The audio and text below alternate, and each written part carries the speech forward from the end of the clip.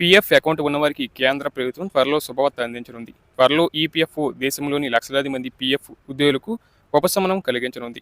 అది ఏంటంటే పీఎఫ్ కనీస పెన్షన్ మొత్తాన్ని భారీగా పెంచనుంది. ప్రస్తుతం ఇది ప్రతిపాదన దశలో ఉండగా త్వరలో తుది నిర్ణయం వెలువడే అవకాశాలు కనిపిస్తున్నాయి. ప్రస్తుతం కనీస పెన్షన్ పరిమితి ₹1000గా ఉండగా త్వరలో 3000కు పెంచే అవకాశం ఉందని తెలుస్తుంది. ప్రస్తుతం ఈపీఎస్ 95 కింద కనీస పెన్షన్ 1000గా ఉంది.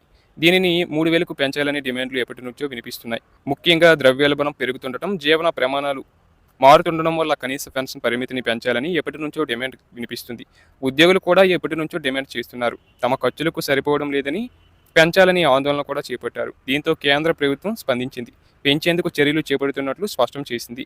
కనీస పెన్షన్ పెంచడం వల్ల తక్కువ జీతాలు పొందుతున్న వారికి తక్కువ కాలం పాటు ఈపీఎఫ్ఓకు చెల్లింపులు చేసిన పెన్షనర్లకు ప్రయోజనం చేకూరనుంది.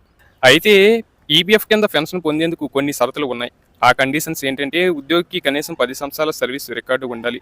అంటే 10 సంవత్సరాలుగా ఈపీఎఫ్ఓలో జమ చేస్తూ ఉండాలి. అలాగే ఎక్కువ చెల్లింపులు చేస్తున్న ఉద్యోగులకు కనీస పెన్షన్ పరిమితి పెంచడం వల్ల పరిమిత ప్రయోజనాలు ఉంటాయి. అయితే తక్కువ పెన్షన్ పొందుతున్న వారికి మాత్రం అత్యధిక ఉపశమనం లభిస్తుంది. 20 సంవత్సరాల కంటే ఎక్కువ ఏళ్లు పీఎఫ్కు కంట్రిబ్యూషన్ చేసిన వారికి ఎక్కువ బెనిఫిట్ ఉంటుంది. 3000 పెన్షన్కు సంబంధించి ప్రభుత్వం ఇంకా అధికారిక ప్రకటన జారీ చేయలేదు. కార్మిక మంత్రిత్వ శాఖ ఈపీఎఫ్ఓ స్థాయిలో చర్చలు కొనసాగుతున్నాయి. త్వరలో ఒక నిర్ణయం వెలువడే అవకాశం ఉంది. ఈ ప్రతిపాదన ఆమోదం పొందితే లక్షలాది మంది ఈపీఎస్ పెన్షన్దారులు, ముఖ్యంగా పింఛనయే ప్రధాన ఆదాయ వనరుగా ఉన్న వృద్ధులు గణనీయమైన ఉపశమనం పొందవచ్చు.